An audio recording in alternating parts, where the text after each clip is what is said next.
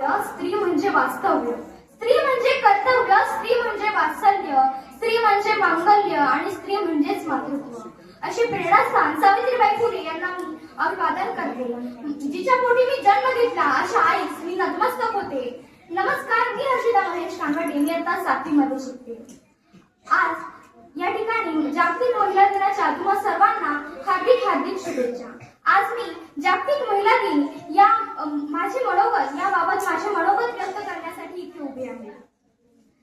महिला दिवस आपण 8 मार्च रोजी महिलांच्या सामाजिक, आर्थिक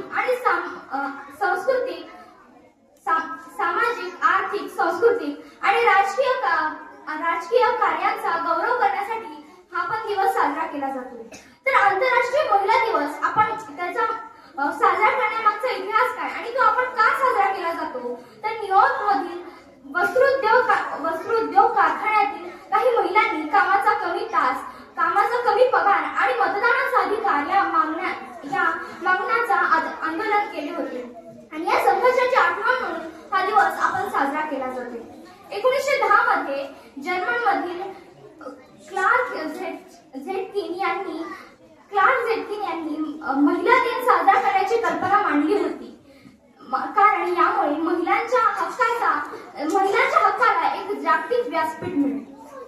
संयुक्त राष्ट्राने 1975 रोजी महिला दिन अधिकृतपणे 8 मार्च या दिवशी महिला दिन साजरा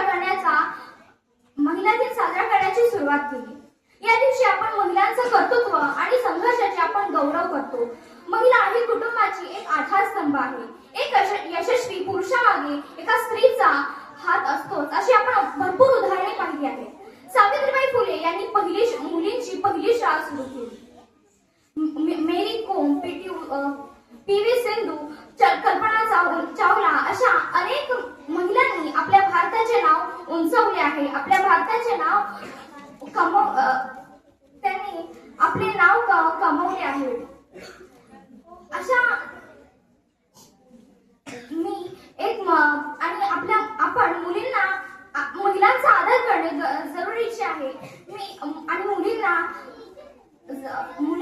मुलींना शिक्षण देणे हे जबाबदारीचे आहे. मी एक महिला दिनाविषयी एक कविता सादर करणार आहे आणि त्या कवितेचे नाव आहे स्त्रीचे अस्तित्व.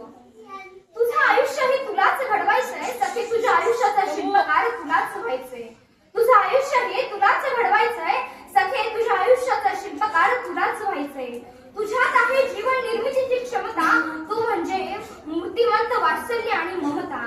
तुझ्यात आहे जीवन निर्मितीची क्षमता, तू म्हणजे मूर्तिमंत वात्सल्य आणि ममता. कधीतरी तुला तुझ्यासाठीच जगायचंय, सखे तुझ्या आयुष्याचा शिल्पकार तुलाच व्हायचंय. चाकोरीतून बाहेर पडून तुलाही उंच उडायचंय, सखे तुझ्या आयुष्याचा शिल्पकार तुलाच व्हायचंय. सखे तुझ्या आयुष्याचा शिल्पकार तुलाच व्हायचंय. लिहू शकतेस बरंच काही जरी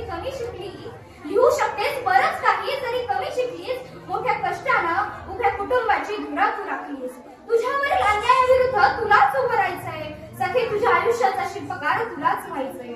संस्काराचे बीज तू तुझ्या मुलांमध्ये पेरलंय, काय चांगलं काय वाईट हे अचूक हेरलंय.